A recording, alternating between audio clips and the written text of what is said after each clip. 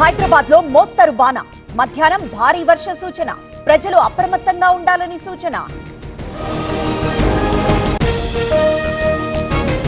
ఇవాళ మేడారానికి సీఎం రేవంత్ అభివృద్ధి ప్రణాళిక ఖరారు, ముందుగా ఆదివాసీ పెద్దలతో సమావేశం. యాదాద్రి జిల్లాలో భారీ వర్షం, కోళ్ల ఫారంలోకి చేరిన వర్షపు నీరు, భారీగా ఆస్తి నష్టం. విజయవాడలో వైభవంగా దసరా ఉత్సవాలు, రెండో రోజు గాయత్రీదేవి అలంకారం, దర్శనానికి తరలి వస్తున్న భక్తులు. గుంటూరులో కలెక్టర్ ఎమ్మెల్యే నసీర్ పర్యటన, 3 కలరా కేసులు బయటపడడంతో అలర్ట్, తాగునీరు పారిశుద్ధ్య పనుల పర్యవేక్షణ. ఏలూరు జిల్లా లక్కవరంలో చోరీ, 30 కాసులు పైగా ఆభరణాలు అపహరణ, దంపతులను తాళ్లతో కట్టేసిన దొంగలు.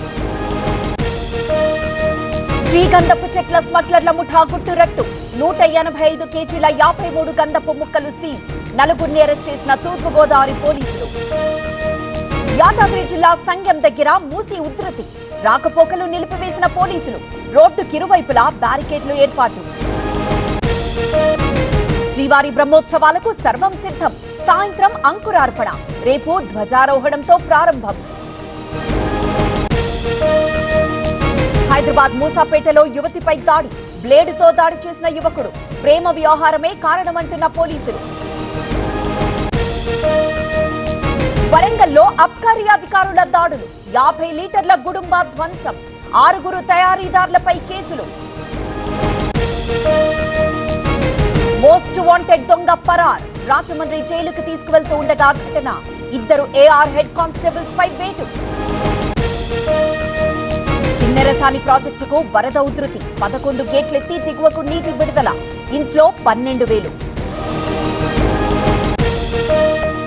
కోల్కతాలో భారీ వర్షాలు, నీట మునిగిన కాలనీలు, రహదారులు, ఇప్పటి వరకు 5 మృతి. బాసరలో దేవి శరన్నవరాత్రి ఉత్సవాలు, రెండో రోజు బ్రహ్మచారిణి అలంకారం, భక్తులకు ఇబ్బంది లేకుండా ఏర్పాట్లు.